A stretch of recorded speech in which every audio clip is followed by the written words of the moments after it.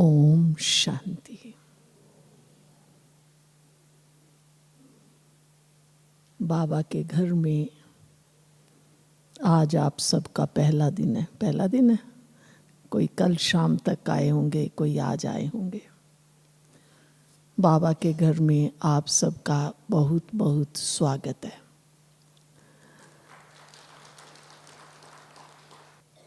आज का जो विषय है बड़ा गंभीर है। जब हम देखते हैं, बाबा ने हमें 4 सब्जेक्ट दिए हैं: ज्ञान, योग, धारणा और सेवा। इन चारों में संस्कार कहाँ है? संस्कार सब्जेक्ट है क्या? है? बताओ, हाथ उठाओ। संस्कार का है? बाबा ने तो ज्ञान, योग, धारणा, सेवा। धारणा माना दिव्य गुणों की धारणा। फिर संस्कार कहाँ है? संस्कार तो है ही नहीं। है संस्कार कहाँ है? खड़े होके बोलो तो कौन कह रहे हैं? सेवा को प्रैक्टिकल में लाएंगे तो संस्कार आएंगे। अच्छा, बैठिए। धारणा को प्रैक्टिकल में लाएंगे तो संस्कार आएंगे। और माताएं, बहनें, है संस्कार सब्जेक्ट है हमारा। वास्तव में हम लोग ज्ञान तो सुनते हैं, बाबा की मुरली सुनते हैं, सुन के खूब झूमते हैं, कहते वाह बाबा की मुरली बहुत अच्छी थी, आज तो बाबा ने ये बहुत अच्छा बताया। तो आत्मा का ज्ञान भी है, परमात्मा का भी है, सृष्टि चक्र का भी है, सेवा कैसे करनी है। लेकिन इस सारे ज्ञान में मैं कहाँ हूँ? मेरा क्या रोल है? क्या कभी हमने ये सोचा है? ज्ञान भी सुन लेते हैं, योग भी 5-10 मिनट तो कर ही लेते हैं शायद, नहीं? हाँ, अधिकतर तो यही कहते हैं, योग में बैठते हैं, बहुत संकल्प चलते हैं, योग में बैठते हैं, योग लगता नहीं है। कोई तो बाबा के कमरे में जाते हैं, बस 2-4 मिनट बैठते हैं, फिर उठ के आ जाते हैं, उठक बैठक। वास्तव में जो बाबा ने हमें ज्ञान दिया है, ये सारा ज्ञान दिया ही हमारे संस्कारों के लिए है। क्योंकि आत्मा में 3 शक्तियां हैं: मन, बुद्धि और संस्कार। मन और बुद्धि ऐसे हैं जो फट कुछ ना कुछ करते रहते हैं। अभी बैठे हैं ना, छोड़ दें अगर, तो मन में कई संकल्प, ये करना है, ये करना है, ऐसे करना है, ऐसे करना है, उसको कहना है, उसको मिलना है। अनेक संकल्प आ रहे हैं, अनेक जा रहे हैं। फिर बुद्धि, ये राइट है, ये रॉन्ग है, ऐसे नहीं होना चाहिए, ऐसे होना चाहिए, ऐसे नहीं कहना चाहिए, वैसे कहना चाहिए। जजमेंट इतना जल्दी देती है, बात नहीं पूछो।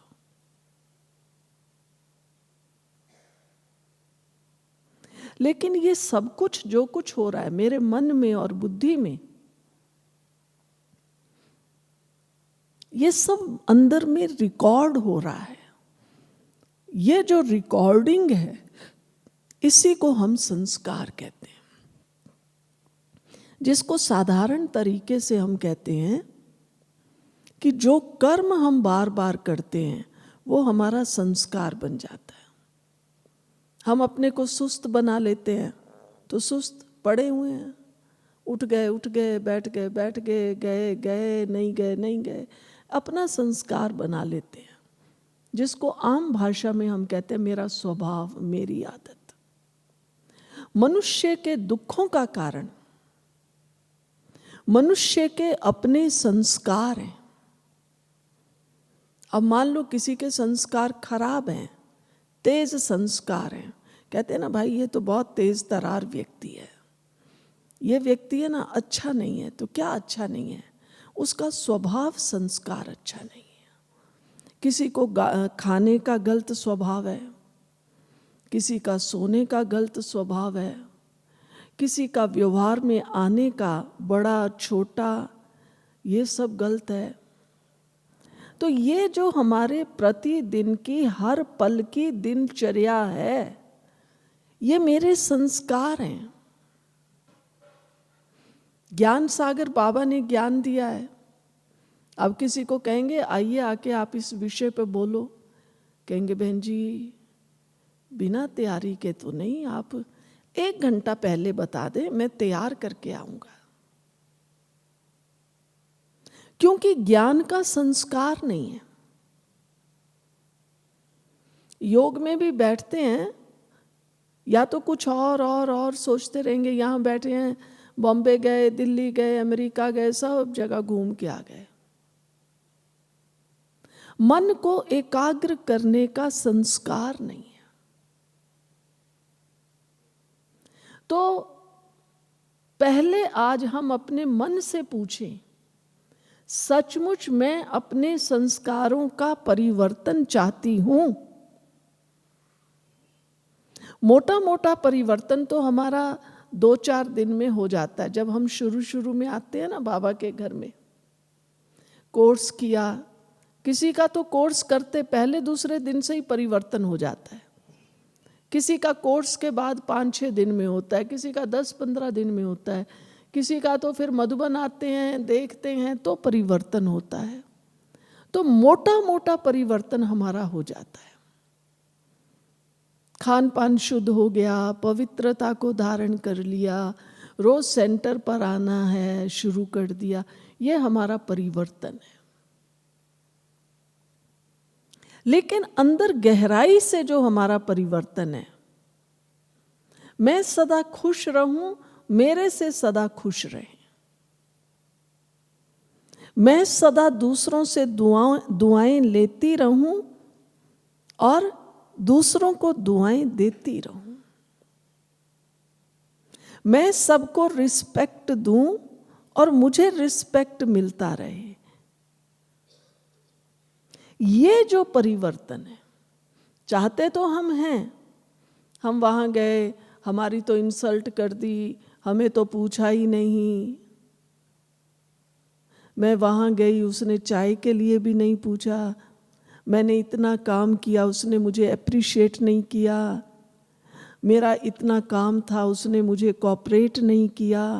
आप देखो हर घड़ी मेरे अंदर क्या है, कंप्लेंट्स, शिकायत, ये बहन ऐसी है, ये भाई ऐसा है, शिकायत।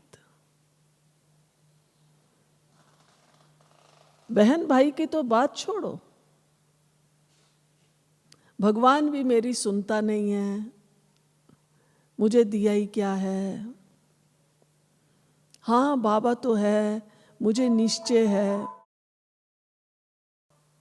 ज्ञान और योग सीखने का अर्थ ही है अपने संस्कारों को श्रेष्ठ बनाना।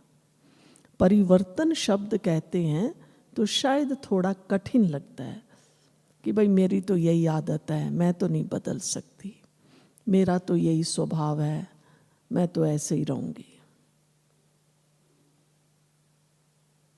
मुझे तो भाई ऐसे ही बोलना आता है।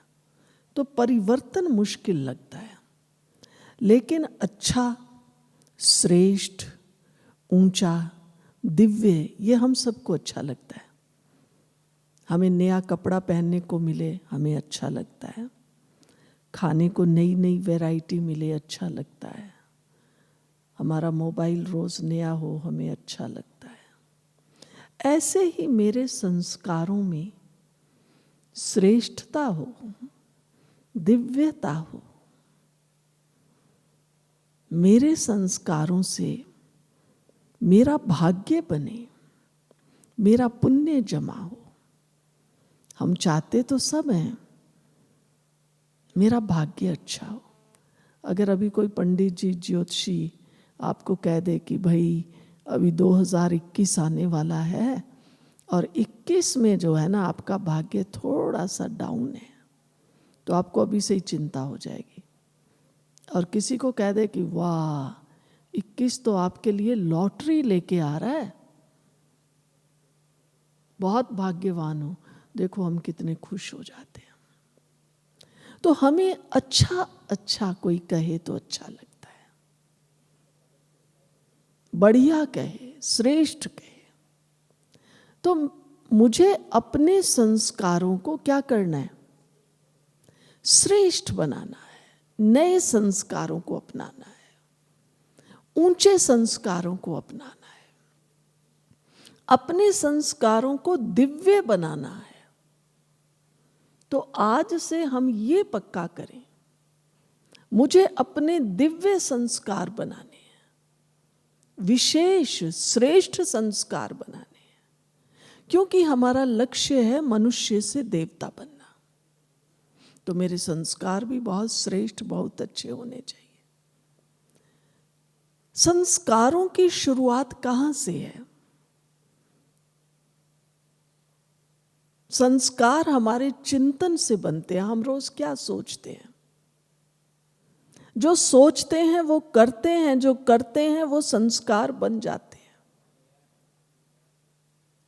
अब मान लीजिए किसी को तो बाहर की दुनिया का आकर्षण बहुत है, वो रोज रोज क्या कर रहा है?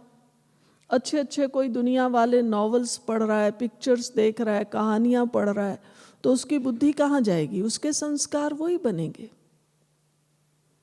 और कोई भक्ति भाव वाला है, प्रभु प्रेम वाला है, वो कहता है ये बातें, दुनिया की बातों में क्या पड़ा है, हम तो 2 दिन की जिंदगी लेके आए हैं, हमें अपने अच्छे श्रेष्ठ कर्म करने हैं। ये पिक्चर विक्चर कुछ नहीं है। जितना प्रभु का नाम हम ले लें, जितना मंत्र जाप कर लें, वो उसी में लगा रहता है। तो शुरुआत कहाँ से है? मेरी जो चॉइस है, सिलेक्शन है, संकल्प है। तो मेरी अभी चॉइस कौन सी है? बाबा के बने हैं तो हम सब की एक ही चॉइस है, एक ही सिलेक्शन है, हमें अब देवता बनना है। बाबा देवता बनाने आया है। अभी हमें फरिश्ता बनना है, बाबा हमें फरिश्ता बना रहा है। यही हमारी सिलेक्शन है, यही मेरी चॉइस है। तो जब मुझे देवता बनना है, फरिश्ता बनना है, तो मेरा चिंतन कैसे चाहिए? वो भी तो श्रेष्ठ चाहिए ना। इसलिए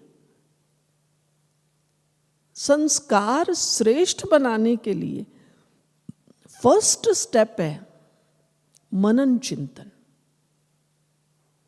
हर घड़ी मेरा श्रेष्ठ चिंतन हो। जरा सा भी चिंतन को नीचे ना आने दीजिए। हम हमेशा कहते हैं संसार में कोई भी काम न करने के लिए मनुष्य के पास 1000 बहाने हैं और करने के लिए कोई भी बहाना नहीं है। मैं आज सवेरे अमृत वेला नहीं उठी। क्यों नहीं उठी? आप देखिए कितनी लंबी लिस्ट बन जाती है।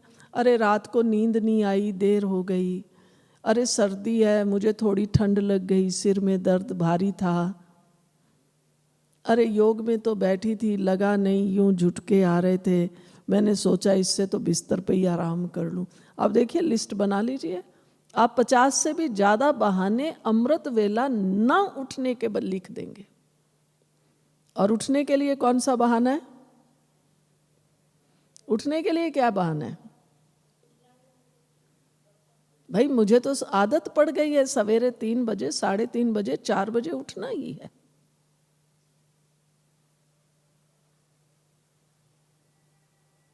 एक बार मम्मा बॉम्बे में थी, किसी वीआईपी को मिलने आना था, जो हमारे पहले रमेश भाई थे अकाउंट वाले।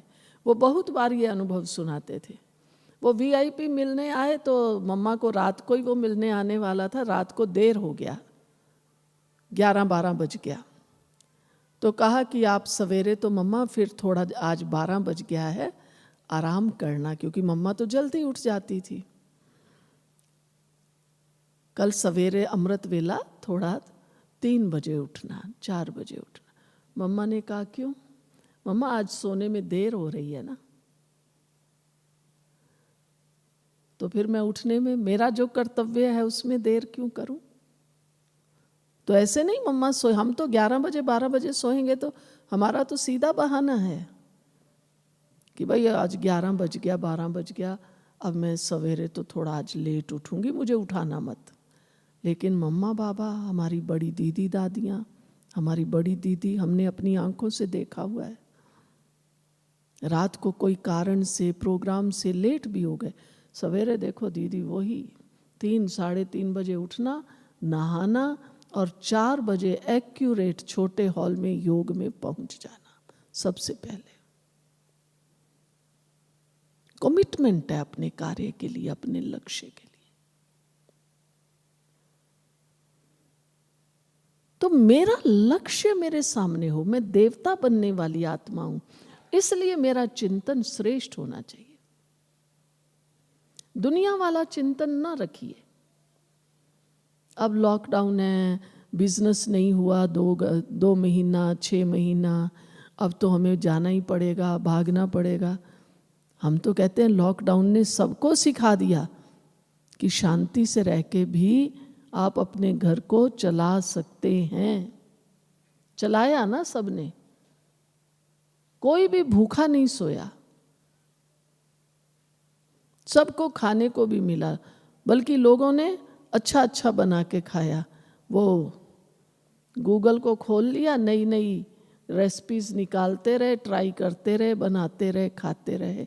क्योंकि अब होटल तो बंद थे, ढाबे बंद थे, ठेले ठेलियां सब बंद थे, लोगों ने घरों में एंजॉय किया।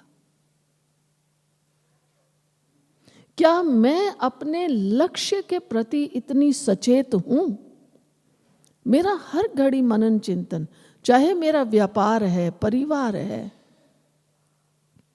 ऐसा तो कभी होगा नहीं कि मैं 1 साल 2 साल 10 साल 20 साल व्यापार कर लूं, फिर उसके बाद तो मुझे कुछ नहीं करना है, बस मैं बाबा को याद करूंगी। ऐसा तो होगा नहीं। अंतिम श्वास तक लोग अपना धंधा करते रहते हैं। तो मुझे श्रेष्ठ चिंतन करते हुए अपना धंधा, अपना व्यापार, अपना परिवार संभालना है। जितना चिंतन श्रेष्ठ, उतनी हमारी कारोबार स्मूथ होगी। पुराना मॉडल कोई गाड़ी का हो, आप लोगों को याद होगा, आगे गाड़ियां कार चलती चलती कहीं भी रुक जाती थी, फिर धक्का लगाते थे। कई बार तो चौराहे पे रुक जाती थी, वो लाल light, yellow light, green light 2-4 बार बदल भी, फिर पुलिस वाला ही धक्का देता था गाड़ी को कि भाई हटाओ, पीछे जाम लग रहा है। लेकिन अब न्यू टेक्नोलॉजी आ गई, कितनी अच्छी गाड़ियां हैं, ना टायर पंक्चर होते हैं, ना रास्ते में रुकती है, कुछ नहीं। ऐसे ही मेरा व्यापार स्मूथ चले, अप डाउन ना हो, उसकी ये विधि है। मेरा चिंतन श्रेष्ठ हो। हमने धनिया अपने किचन गार्डन में लगाया है, पुदीना लगाया है, तो वही खुशबू आएगी ना धनिया पुदीने की। गुलाब लगाया तो गुलाब की खुशबू आएगी ना। मेरे चिंतन में क्या लगा हुआ है? तो अपने चिंतन को जितना श्रेष्ठ बनाएंगे, हमारे संस्कार श्रेष्ठ होंगे। तो ये है फर्स्ट स्टेप।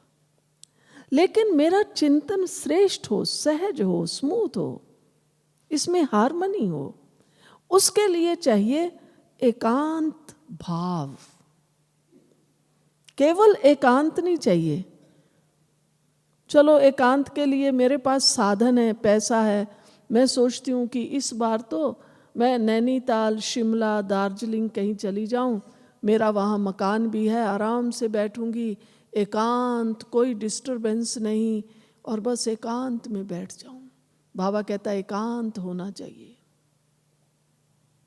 अब बैठी एकांत में हूं, घूम रही हूं बॉम्बे, दिल्ली, लखनऊ, पता नहीं कहाँ कहाँ, तो एकांत ना हुआ ना।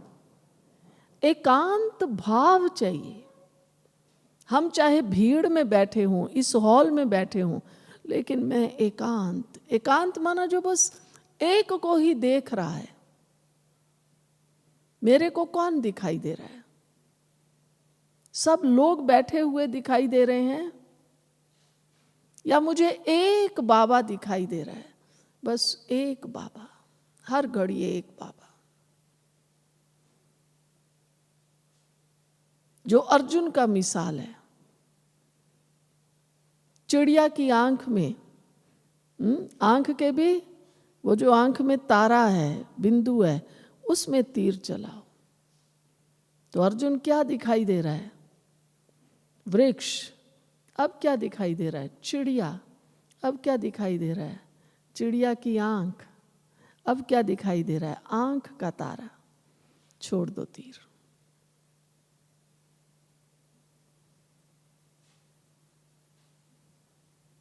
मेरे अंदर इतना एकांत भाव है, जो बाबा कहता है साइलेंस पावर जमा करो।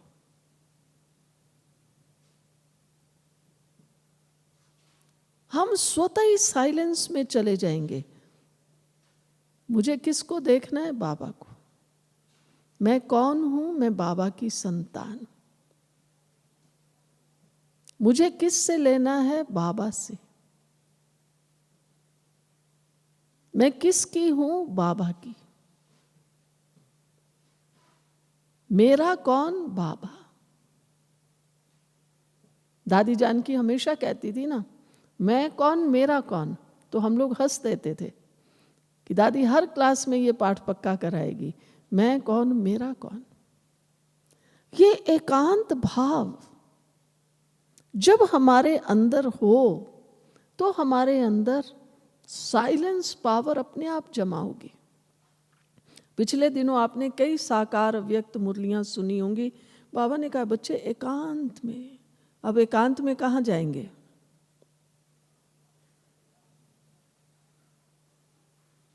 कोई सागर के किनारे जाके नहीं बैठना है, पहाड़ों पर नहीं बैठना है। अपने अंदर एकांत भाव जागृत करना है। जितना एकांत भाव, उतनी एकाग्रता और उतनी मेरी समृद्धि श्रेष्ठ। जितनी समृद्धि श्रेष्ठ, उतने मेरे संस्कार श्रेष्ठ। तो पहला स्टेप मनन चिंतन, दूसरा स्टेप एकांत भाव। भीड़ में भी, लोगों में भी, कारोबार में भी, परिवार में भी रहते हुए बस बाबा एक मेरा साथी है। दुनिया में बहुत से मिसाल सुनते सुनाते आए हैं ना। काम करते हुए भी हीर रांझा, काम कर रहे हैं, दूर दूर हैं, लेकिन वो बस हीर को रांझा, रांझा को हीर ही दिखाई दे रही है। हम कहीं भी हैं, मुझे बाबा दिखाई दे और बाबा को मैं दिखाई दूं। बाबा तो कहता है तुम मेरे नैनों के नूर हो।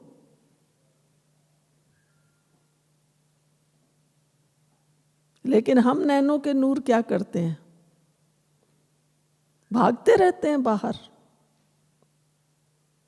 बाबा बार बार कहता है बच्चे मैं तुम्हें पलकों पे बिठा के ले जाता हूं।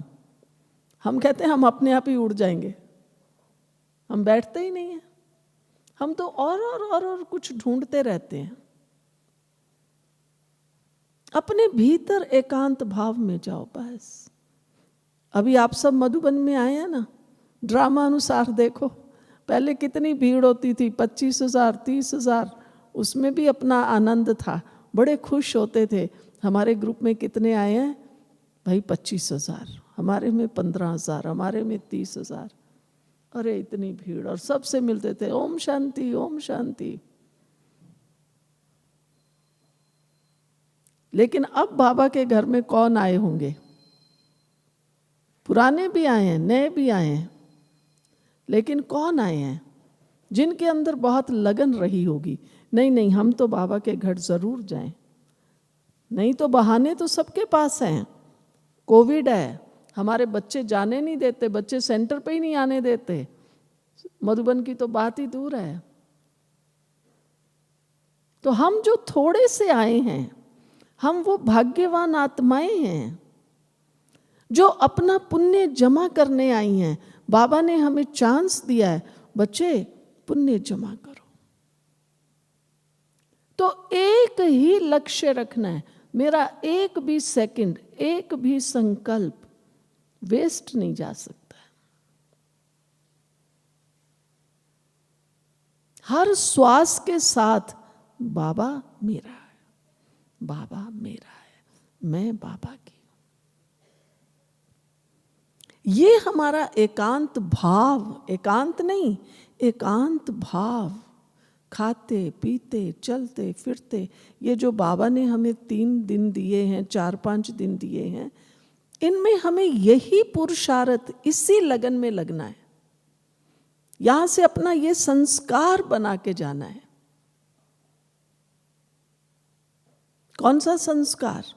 बस मुझे बाबा के साथ रहना है। मैं खाना खा रही हूं तो भी बाबा के साथ हूं, जा रही हूं बाबा के साथ हूं। हम लोग जाते हैं ना, यहां हॉल से निकलेंगे, पहले तो खड़े होंगे तो 1-2 को देखेंगे, मेरे कमरे में ये बहन रहती है, आजा भाई चलें। फिर चलते हुए बातें कर रहे हैं, इधर उधर देख रहे हैं, फिर वो उधर कोई जा रहा है, ओम शांति। हमने मम्मा बाबा को देखा, मम्मा को देखा, क्या मम्मा की चाल थी। मम्मा चलती थी ना बस नए नए से, इधर उधर देखने का तो सवाल ही नहीं है। चाहे बच्चे साथ में होंगे, 10-15 भाई बहन साथ में होंगे, लेकिन मम्मा 15 में भी जैसे एकांत में, हमें मम्मा का वो चेहरा, वो चाल याद आती है। मम्मा कैसे चलती थी, बस नए नए से सामने, बस अपने जैसे मम्मा कहीं और है, यहाँ नहीं है। और हम तो पता नहीं कितनी बातें करते हुए, अरे हाँ हमारे वहाँ ऐसा हो गया, हमारी कॉलोनी में ऐसा हुआ, हमारे घर में ऐसा हुआ, हमारे एक दूसरे के साथ, एक कहेगा मेरा फलाना बीमार, दूसरा कहता अरे हमारे यहाँ तो 4 लोग और बीमार थे। ये भी जैसे कंपटीशन है। नहीं, अभी आप 3 दिन 4 दिन 5 दिन यहाँ रहेंगे, एकदम मौन में रह के देखो। मौन माना वो मौन नहीं मैं कहती आपको कि बस बोलना ही नहीं है। मौन माना एकदम अंतर्मुखी, बस मुझे बाबा के साथ। जैसे अपन मोबाइल चलाते हैं ना, कहते मेरा भाई यहाँ नेट वीक है इसलिए नंबर लग नहीं रहा। तो हम अपने नेट को पावरफुल बनाएं, हमारा नंबर बाबा के साथ लगा रहे। कोई हटाना भी चाहे ना तो हटे नहीं, इतना अपने नेट को पावरफुल बनाए। ये है एकांत भाव। फिर स्वतः एकाग्रता होगी। फिर ये नहीं पूछेंगे आप, बहन जी बहुत संकल्प चलते हैं, बहन जी मैं बीमार रहती हूँ ना तो मन बार बार उधर जा। ये सब बातें हैं और रहेंगी, बीमारियां भी रहेंगी। अब कई बार भाई बहन, कई नए लोग जब आते हैं तो कहते बस खतरा तब तक है जब तक वैक्सीन नहीं आ गया। वैक्सीन आ जाएगा ना फिर कोविड से कोई खतरा नहीं। अरे वैक्सीन आएगा, कोविड तो नहीं जाएगा ना, वो तो रहेगा। सिर्फ आपको तसल्ली है कि अब वैक्सीन आ गया, वो लगवा लेते हैं। बीमारी तो वहीं की वहीं है, कैंसर तो वहीं का वहीं है, उसकी दवाइयां तो बहुत निकल आई हैं। दवाई है, बीमारी तो नहीं भागी ना। तो अभी हमें अंदर में महसूस करना है, ये महापरिवर्तन का समय है। इस महापरिवर्तन के समय में आप ये न सोचें बाबा के बच्चे कि हाँ अब ये तो साल गया, नवंबर गया, दिसंबर गया, बस अगले साल से अच्छा हो जाएगा। बुरा नहीं मानना मीठे भाई बहनों, अगले साल अच्छा कुछ नहीं होने वाला है, इससे भी खराब होने वाला है, ये मैं आपको बता देती हूँ। आप जीवन को देखिए, उम्र बढ़ती है ना, पहले तो छोटा बच्चा है, पैदा हुआ, फिर वो थोड़ा बैठना सीखता है, फिर वो थोड़ा सा ऐसे दोनों हाथ पांव से चलता है, फिर थोड़ा बड़ा होता। हम बहुत खुश होते हैं अब ये बड़ा हो रहा है, माँ बाप भी खुश होते हैं, बच्चे भी खुश होते हैं। फिर वो स्कूल जाने लगता है, बहुत खुश होते हैं। वही बच्चा फिर धीरे धीरे बड़ा होते होते कुछ बन भी जाता है, डॉक्टर, इंजीनियर, दुकानदार, ऑटो चालक, कुछ ना कुछ तो बनता ही है। बहुत खुश होते हैं। अब इसकी शादी भी हो गई, घर बन गया, बहुत खुश होते हैं। फिर अब धीरे धीरे कहानी कहाँ से शुरू होती है? अब क्या हो गया? मेरे दांत में दर्द हो गया। फिर एक दांत में दर्द होता है, डॉक्टर को दिखाते हैं। फिर क्या होता है? अनुभवी है ना।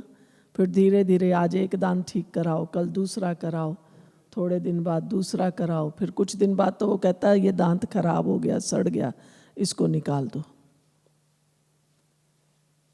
तो एक दांत ठीक कराने से दांत ठीक हुए? फिर कुछ समय बाद अब दिखाई नहीं देता, ऐनक लगी। पहले तो ऐनक दूर की थी, भाई दूर का नहीं दिखाई देता। फिर उम्र बड़ी होते होते होते होते 42-50 के आसपास आते, कहते अब नज़दीक का भी नहीं पढ़ा जाता। फिर पहले दूर का चश्मा था, अब कौन सा हो गया? अब डबल हो गया, अब नज़दीक का भी हो गया। तो आप बताइए बेटर हुआ क्या?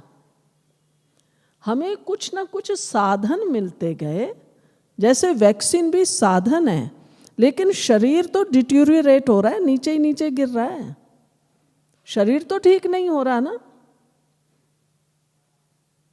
फिर थोड़े समय बाद कहते हैं अब इसको पेट में प्रॉब्लम है, अब इसको हार्ट में प्रॉब्लम है, अब किडनी की प्रॉब्लम है, अब लीवर की प्रॉब्लम है।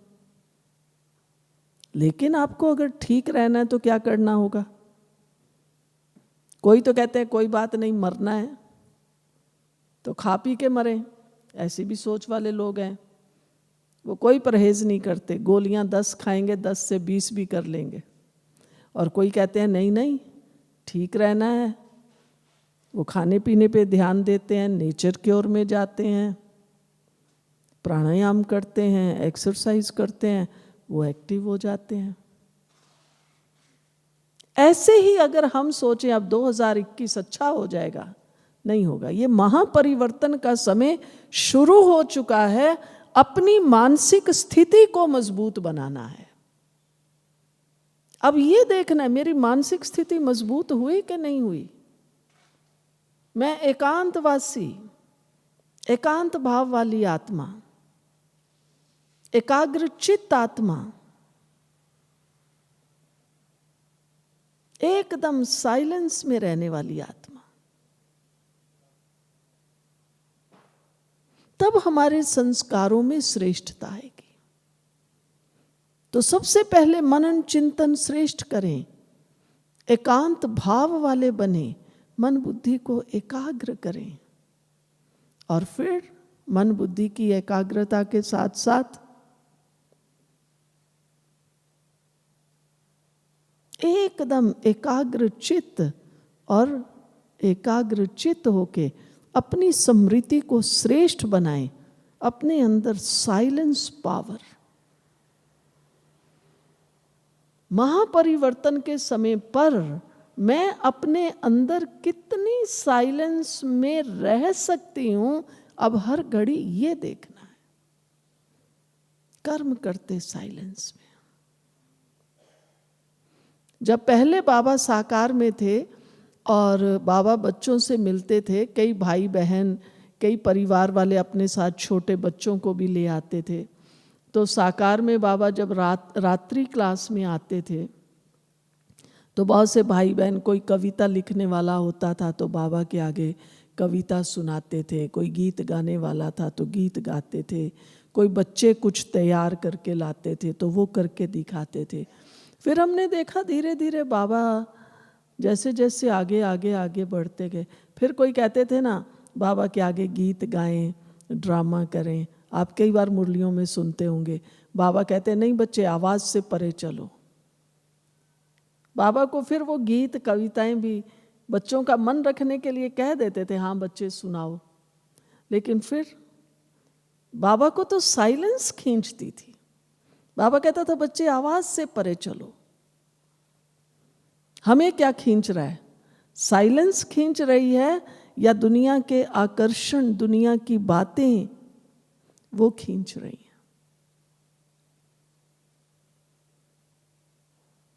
अपने भीतर में हम जाएं, उतर जाएं। तो संस्कार परिवर्तन मुश्किल नहीं है, मौन रखना मुश्किल नहीं है।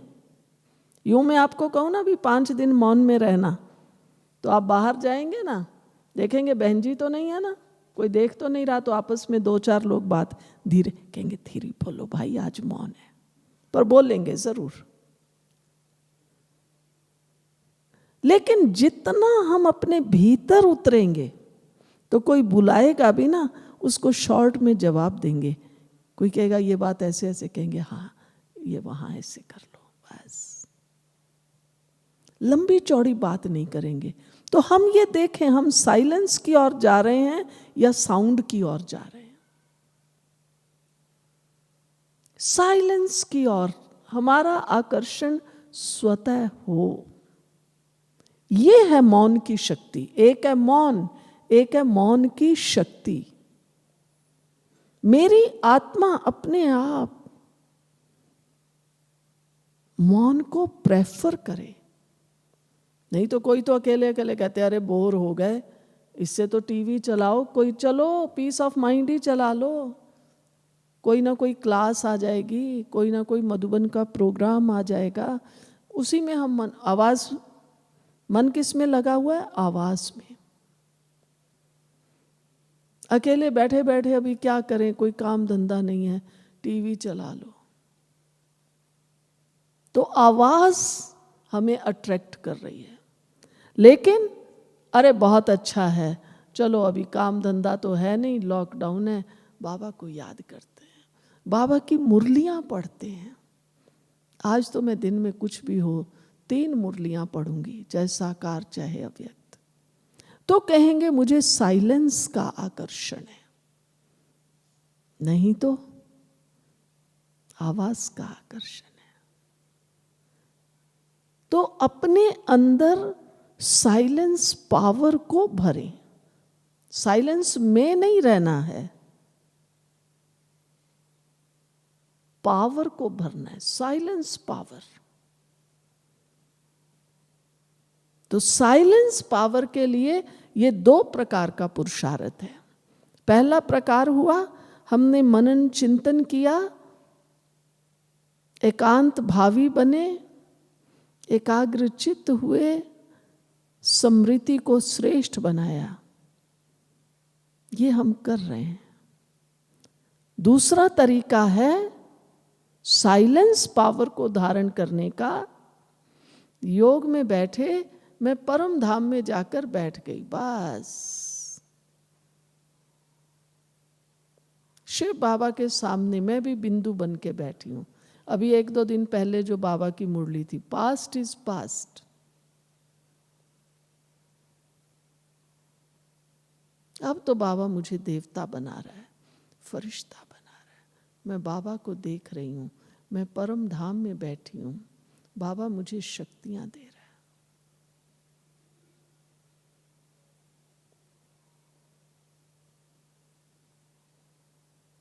तो जितना हम पहले ये इसको कहेंगे एकदम साकार का स्थूल पुरुषार्थ, मनन चिंतन करूं, लिखूं, एकांत में रहने का अभ्यास करूं,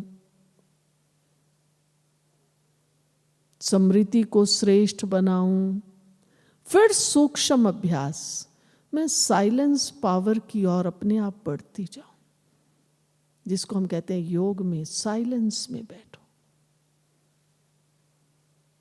तो पहले ये फिर ये, इससे हमारे अंदर इतनी शक्ति आएगी, फिर हमें सोचना नहीं पड़ेगा, हमारे संस्कार स्वतः ही श्रेष्ठ बन जाएंगे। अपन योग से उठेंगे तो क्या करेंगे? बोलेंगे तो धीरे ही बोलेंगे ना, जोर से थोड़ी बोलेंगे। कोई बात हो भी जाएगी, कहेंगे अच्छा ठीक है। और अगर हम योग में नहीं है, वैसे कहें अरे क्या हो गया, क्या बोलते हो, देखो कैसी आवाज, कैसा टोन। तो अपने लक्ष्य को सामने रखकर अब क्या करेंगे सब? अभी जो मधुबन में 4-5 दिन रहना है ना, पहला पुरुषार्थ ये है, बस मैं एकांत भाव में रहूं। फलाने से मिलूं, फलाने से मिलूं, नहीं। बस अब तो देखिए इस कोविड ने हमें क्या सिखा दिया है, क्या सिखाया? मिलो, कहते हैं नहीं दूर से ही मिलो। बच्चे देखो कितने ट्रेंड हो गए हैं। सेंटर पर एक बच्चा आया, हमने कहा हेलो, हाथ ऐसे किया, वो कहता है नहीं। छोटे छोटे बच्चों को ये पता है कि हाथ नहीं मिलाना है, कहते हैं नहीं। तो हमें सिखा दिया ना कोविड ने, क्या करो, दूर रहो, हैं? अपने से भी दूर और अपनों से भी दूर, सबसे दूर। बाबा कहते हैं देह सहित देह के सर्व संबंध भूलो। अपने से दूर माना देह को भूलो, अपनों से दूर देह के संबंधों को भी भूलो। अब हम बाबा की नहीं मानते हैं, हमें ये प्रकृति सिखा रही है, कोविड सिखा रहा है, फिर भी हमारी मर्जी है। बाबा तो बार बार किसी ना किसी तरीके से हमें स्मृति दिला रहा है, हम नहीं ला रहे हैं स्मृति में, फिर तो हमारी मर्जी ना। बाबा कहता मैं बहुत समझाता हूँ, फिर आपकी तकदीर, फिर तो कहेंगे अपनी तकदीर। तो अभी 5 दिन में हम बिल्कुल जिन की तरह लग के एकांत भावी बनने का पूरा पुरुषार्थ करें, तो संस्कार अपने आप बदल जाएंगे। संस्कारों की मत सोचो, मेरे में आलस है, मुझे गुस्सा बहुत आता है, मेरे अंदर में इच्छाएं बहुत हैं, कोई बात नहीं। मुझे अभी एकांतवासी बनना है, एकांत भावी बनना है, बाबा का बनना है, बाबा के साथ रहना है, ये लगन लगाएं। ठीक है? तो ये 4-5 दिन हम इसी पुरुषार्थ में सफल करें। और बाबा के घर में आए हैं, जिसको हम कहते हैं ये वरदान भूमि है, तपोभूमि है। इस वरदान भूमि तपोभूमि से हम बाबा से ये वरदान लेके जाएं, बस अब मैं साइलेंस में हूँ, साइलेंस पावर मेरे में है, मैं बाबा के साथ हूँ और मेरे संस्कार श्रेष्ठ संस्कार हैं। तो हम खुद भी खुश रहेंगे, औरों को भी खुश रखेंगे, खुद भी संतुष्ट रहेंगे, औरों को भी संतुष्ट करेंगे। संगम युग की घड़ियाँ बाबा का वरदान है, बच्चे मौज में रहो और मौज मनाओ। तो यही है मौज। मौज के लिए कहीं बगीचों में जाने की ज़रूरत नहीं है, खर्चे की ज़रूरत नहीं है, कोई 2-4 के साथ चलो चलो आज पिकनिक करके आएं, ये ज़रूरत नहीं है। संगम युग की मौज में एक मैं, एक मेरा बाबा, बस। कोई मिले भी, बोले भी, कहे ओम शांति, ओम शांति, बस। क्या हो, कैसे हो, ठीक हो, ये तो कॉमन बात, कॉमन मनुष्य भी कर रहा है। हम देवता बनने वाली आत्माएं हैं। कैसे हो दिखाई दे रहा है भाई, कैसे हो, ठीक हो तो आप यहाँ आए हो। इसलिए क्या है, कैसे है, ये मत करो। ओम शांति, ओम शांति, बस। अपने अंदर तीव्र पुरुषार्थ की लगन की अगन जगाएं। ठीक है? तो संस्कार परिवर्तन सहज है, मुश्किल है? सहज है ना? अपने श्रेष्ठ चिंतन में लग जाए। तो चलो अभी हम साइलेंस की ओर चलते हैं। अभी 2 मिनट बाबा की याद में बैठे, अलर्ट होके बैठो, सीधा होके, सुस्ती से ना बैठो, ज़रा भी अपने आप को टेक ना दो। मान लो थोड़ा आलस आ भी जाता है ना कभी, फिर हम ऐसे हो जाते हैं, ऐसे होके बैठते हैं, ऐसे नहीं बैठो और ही अपने को अलर्ट करो, नहीं। हम बाबा की वरदान भूमि में बैठे हैं, वरदाता बाबा के आगे बैठे हैं। चलो बाबा के सामने चलें। Past is past. अब मेरा हर क्षण, हर श्वास बाबा के लिए है। मैं शुद्ध शांत आत्मा शांति के सागर बाबा से शांति और पवित्रता की शक्ति लेकर एकदम शक्तिशाली सदा के लिए स्वस्थ और प्रसन्न हो गई हूँ। मैं शुद्ध आत्मा हूँ, शांत स्वरूप हूँ, शांति धाम की रहवासी हूँ, शांति के सागर बाबा की संतान, शांति के सागर बाबा की छत्र छाया में हूँ। भाग्यवान श्रेष्ठ आत्मा। इसी स्मृति को पक्का करें और शक्तिशाली बने, शक्तियों को महसूस करें।